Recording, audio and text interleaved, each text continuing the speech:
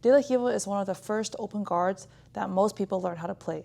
It's really easy to get to from when you're standing, and on a conceptual level, it's very easy to understand. There's a control leg, there's an anchor leg, you're looking to off-balance your opponent. But for the first couple years that I was playing this guard, I felt like I was having trouble staying connected to my opponents because I felt more like I was just hanging on to people rather than actually attacking. I also felt like I had to play with a really strong De La Riva hook, and that would kind of hurt my knee. I also saw a lot of the old school De La Riva players playing mostly to berimbolo, and berimbolo was just not a sustainable move that I could do. After a few weeks of trying bolos, my neck and back would always hurt. Over the time, I've left De La Riva, I've come back to it, I've tried other guards for several months, up to a year at a time, and I finally settled on a system of De La Riva that really works for me. It requires very little flexibility and mostly just having good frames and good position. So this is the system that I want to share with you guys, and let me know if it helps. So like I was saying before, De La Riva is often characterized by having an anchor leg, which is that leg that you have hooked around your opponent's knee, and also the distance leg, which is the leg that you have on your opponent's hip. Now, in my experience, when you play De La Riva, the anchor leg is called an anchor leg for a reason, right? It keeps you in the position. And so while you don't necessarily have to have a hook that actively bites on your opponent's leg, it does have to control the position and the rotation of your partner's knee. So if your partner's knee is moving forward, you need to press back into it. If your opponent's knee is turning, you need to press back into it. You just need to be able to keep your partner from driving that knee in and from being able to pivot. Now, the position of your distance leg is the one that dictates the next moves that you're going to do. This is the leg that your opponent is typically going to be attacking. Of course, they're going to be trying to remove the anchor leg, but that leg, because you're holding on to your opponent's pants or ankle, is very hard to move around. But your distance leg is essentially floating in the air, either on your opponent's body or underneath or over.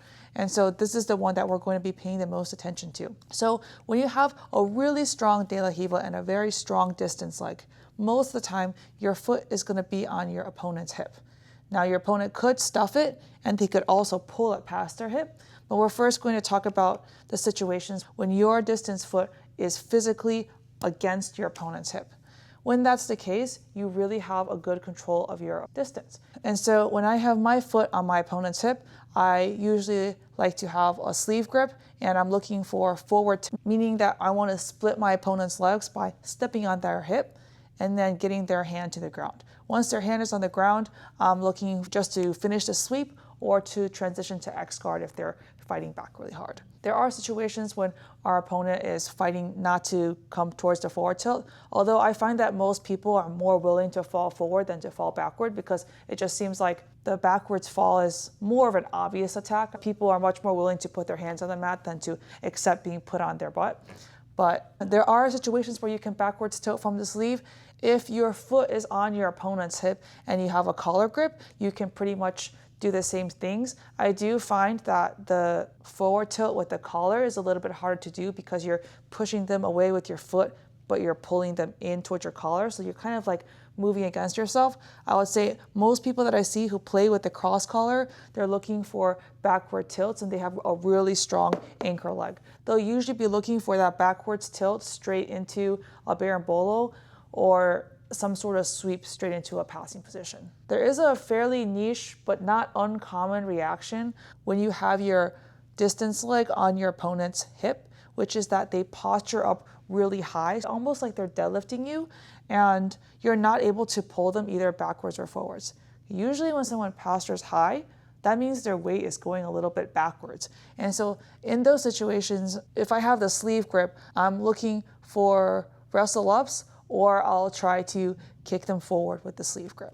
If you're not able to sit up or you just feel like the wrestle up is going to create too much of a scramble, there is another kick forward sweep where you use their high posture just to make them step forward into the single leg X. And you can get into the single leg X guard and look for sweeps from there. Now, it's great if we have our distance leg on our opponent's hip. That is honestly ideal, and I feel like that gives you the most control. But I would say probably 90% of people are taught to pass De La Riva by stuffing that distance leg, and that's when your distance leg is going to be stuffed underneath the hip.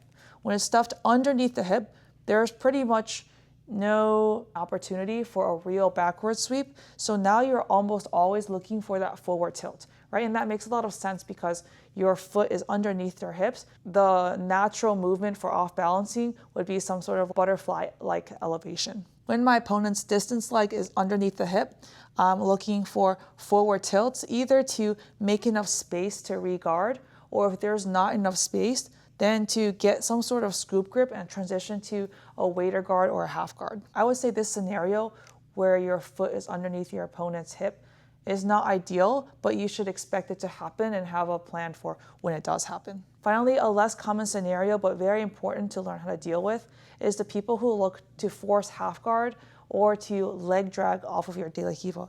And when they do that, they have to take your distance foot off of their hip, and they'll put it either past their same side hip or put it across their hip on the same side as your anchor leg.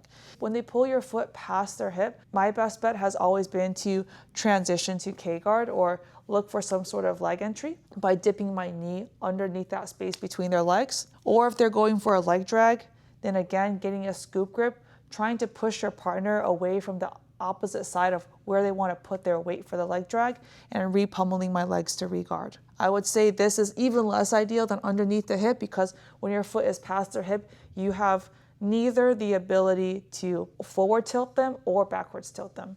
So in these scenarios, you're really looking to move yourself instead of move your opponent, and your opponent is going to have a little bit more control of that situation. There are a lot of really good de la Riva players out there, and so everyone's going to have their own style and preferred method of attack. For me, one of the biggest struggles I had in open guard is that I would get to a spot where I felt comfortable and I wouldn't continue to off balance them. And when I was able to make a map and look at all the options in front of me, it helped me just choose something to do. Whether it was right or wrong, at least I was making decisions. And then once I was making decisions, then I was running a genuine experiment. And I could say if I succeeded or failed, rather than just did nothing. And so we have to remember that in jiu-jitsu, the guard is supposed to be an active position where you're always looking to attack. Here are a few examples of me using this de la Riva system in competition. In this match, I'm trying to pull my opponent forward, and she's doing a good job of pulling back, but because she sits back so much, I'm basically just able to get up because she sits back so much. So it's a very non-sweepy sweep here. This match is a lot more straightforward. I have control of my opponent's pants. I'm able to tilt her forward and just finish that first forward sweep right off the bat.